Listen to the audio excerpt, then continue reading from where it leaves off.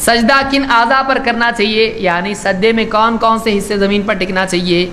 اللہ کے نبی صلی اللہ علیہ وسلم فرماتے ہیں امرت ان اسجد علی 7 اعظم، مجھ کو 7 ہڈیوں پر سجدہ کرنے کا حکم دیا گیا ہے، علی الجبہۃ، پیشانی پر، واشار بیدہ علی انفہ، اور آپ نے اپنی انگلی سے ناک پر ہاتھ رکھ کے اشارہ کیا، پیشانی پر آپ نے زبان سے کہا اور ہاتھ سے اپنی ناک پر انگلی رکھی آپ نے، تو یہ کہا کہ یعنی پیشانی بھی ہے اور اس کے تابع کیا ہے، ناک بھی ہے۔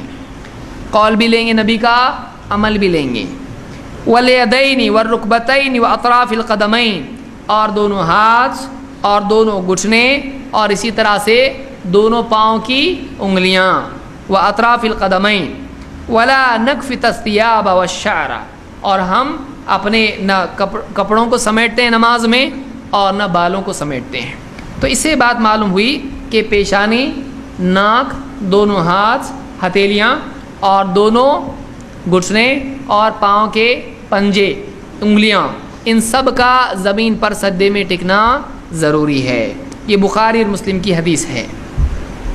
دیکھیے ہمارے نبی نے کتنا تفصیل سے ہم کو بتایا کیسے نماز پڑھنا۔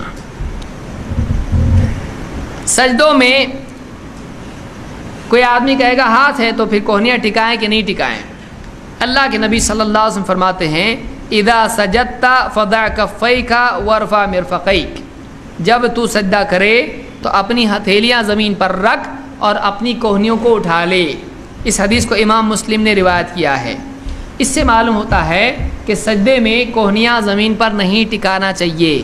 بعض لوگ یہ کہتے ہیں کہ عورتیں جب نماز پڑھیں تو اپنی کوہنیاں زمین پر ٹکائیں، پورا ایسا زمین پر۔ اس سے منع کیا گیا ہے، حدیث میں ہے کہ کتے کی طرح اپنے ہاتھوں کو زمین پر نہ بچھائے، کوہنیوں کو اٹھا لینا چاہیے۔ اور یہ مردوں کو یا عورتوں کو کسی ایک کو نہیں کہا گیا ہے، سب کو کہا گیا ہے۔ تو اس سے معلوم ہوتا ہے کہ نماز میں ہتھیلیاں زمین پر ٹکائیں لیکن کوہنیاں زمین سے، کوہنی کس کو بولتے ہیں؟ اس کو کوہنی بولتے ہیں، یہ کوہنی ہے، تو کوہنیوں کو زمین سے اٹھا لینا چاہیے۔ یہ مسلم کی حدیث ہے۔ سجدے میں کیا کرے؟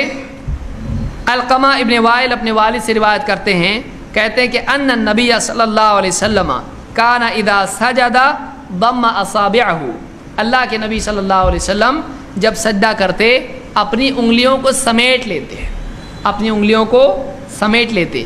معلوم ہوا کہ سجدے میں انگلیوں کو کیا کرنا چاہیے؟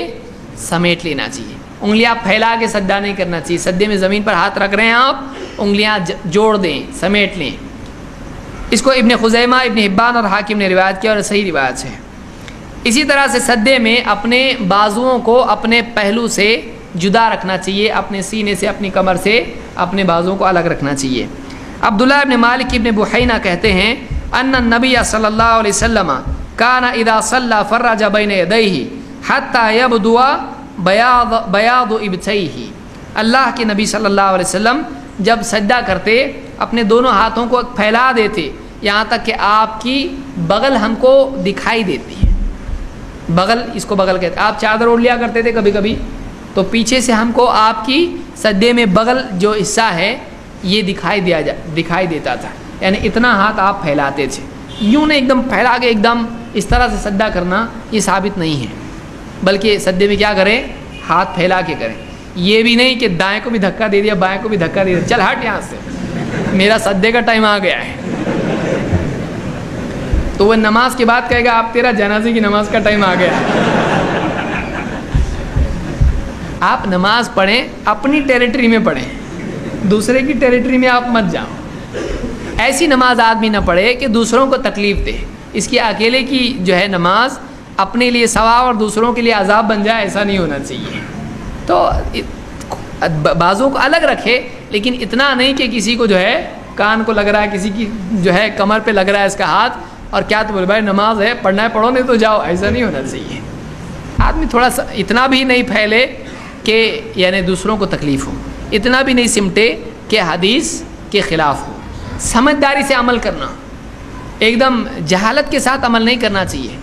سمجھداری کے ساتھ آدمی عمل کرے، وقار کے ساتھ عمل کرے، سب کو لے کے چلے، سنت بھی ادا ہو جائے، کسی کا دل بھی نہیں ٹوٹے اور اپنی دانت ہڈی وغیرہ بھی نہیں ٹوٹے، ایسا عمل آدمی کرے۔ تو اس حدیث سے، یہ بخاری اور مسلم کی حدیث ہے، بخاری اور مسلم کی حدیث ہے۔ ہاتھوں کا سجدے میں اپنی ہتھیلیوں کو کہاں رکھیں؟ کان کے پاس بھی رکھ سکتا ہے، یعنی دونوں ہاتھوں کے بیچ میں سجدہ کرنا، یا ہاتھوں کو سجدے میں کندھے کے برابر بھی رکھ سکتا ہے۔ ابو حمید ساعدی کی حدیث میں ہے، کہتے ان نبی صلی اللہ علیہ وسلم کان اذا سجد امکن انفہ وجبہتہ من الارض، اللہ کے نبی صلی اللہ علیہ وسلم جب سجدہ کرتے تو اپنی ناک اور اپنی پیشانی زمین پر ٹکاتے، اور ونحى یدیہ عن جنبیہ ووضع کفیہ حذو منکبیہ، اپنے یعنی ہاتھوں کو اپنے پہلو سے جدا رکھتے ہیں اور اپنے دونوں ہاتھ کو، ہتھیلیوں کو ووضع کفیہ حذو منکبیہ، اپنے کندھوں کے برابر رکھتے تھے، یعنی ایسا سجدہ کرے کہ دونوں ہاتھیں کندھوں کے برابر نیچے پرپینڈیکولر اس طرح سے ہو جائے، یعنی عمودی طور پر اس طرح سے ہو جائے۔ یہ ترمذی کی روایت ہے اور صحیح ہے۔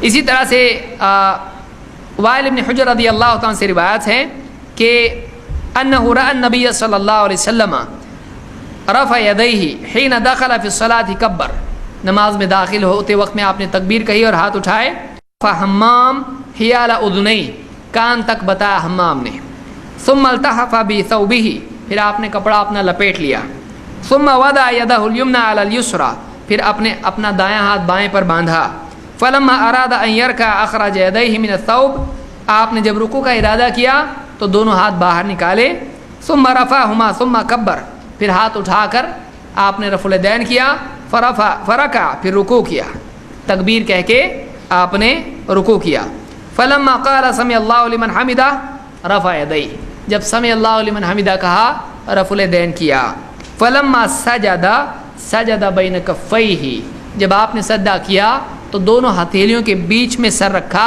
سجدہ آپ کا دونوں کے بیچ میں تھا۔ یہ روایت مسلم کی ہے۔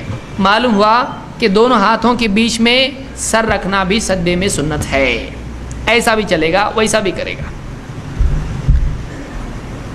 اب پاؤں کی انگلیاں کیسی ہوں سجدے میں؟ ابو حمید الساعدی کہتے ہیں اللہ کے نبی صلی اللہ علیہ وسلم کی نماز ذکر کی اور کہا فَإِذَا سَجَدَ وَضَعَ يَدَيْهِ غَيْرَ مُفْتَرِشٍ وَلَا قَابِضِهِمَا، جب اللہ کے نبی صلی اللہ علیہ وسلم نے سجدہ کیا تو غیر مفترش ولا قابضہما، اپنے ہاتھوں کو نہ اپنے پھیلایا نہ ان کو بالکل سمیٹا، واستقبل باطراف اصابع رجلیہ القبلہ، اپنے پاؤں کی انگلیوں سے آپ نے قبلہ رخ کیا، یعنی آپ کے پاؤں کی انگلیاں سجدے میں کیسی تھیں کہ ساری پاؤں کی انگلیاں قبلے کی طرف فیس کرتی تھی، یعنی پاؤں ایسے نہیں ہونا چاہیے بلکہ ایسا ہونا چاہیے، سمجھ میں آ رہا ہے؟ اپنے قدم کو ایسا رکھنا چاہیے، ایڑیاں کھڑے کر کے، قدموں کو کھڑے کر کے ایڑیاں اوپر ہوں اور پاؤں کی انگلیاں قبلے کی طرف ہونا چاہیے۔ تو یہ بخاری کی روایت ہے۔ اسی طرح سے سجدے میں ایڑیوں کو جوڑنے کی بھی حدیث ملتی ہے۔ ایک روایت ہے جس میں حضرت عائشہ فرماتی ہیں اور ابو ہریرہ رضی اللہ عنہ سے بھی یہ روایت ہے، فقدت رسول اللہ صلی اللہ علیہ وسلم لیلۃ من الفراش فالتمست، کہ ایک رات میں نے اللہ کے نبی صلی اللہ علیہ وسلم کو نہیں پایا رات میں بستر میں، تو میں نے تلاش کیا، فوقعت یدی علی بطن قدمیہ وہو فی المسجد وہما منصوبتان، تو میں نے آپ کو دیکھا تو آپ کے قدموں پہ میرا ہاتھ پڑا، تو آپ کے قدم کیسے تھے؟ آپ مسجد میں تھے اور آپ کے دونوں قدم کھڑے تھے۔ اور ایک روایت میں ہے، یہ روایت ہے مسلم کی، ابن خزیمہ کی روایت میں ہے کہ فوجدتہ ساجدا راس ناقبیہ، کہ میں نے آپ کو دیکھا کہ آپ سجدے میں تھے اور آپ کی ایڑیاں جڑی ہوئی تھیں، سجدے میں آپ کی ایڑیاں جڑی ہوئی تھیں۔ یہ ابن خزیمہ، ابن حبان، حاکم اور بہقی کی روایت ہے۔ اس سے معلوم ہوا کہ سجدے میں ایڑیاں کھڑی کرنا چاہیے اور ایڑیاں جڑی ہوئی ہونا چاہیے۔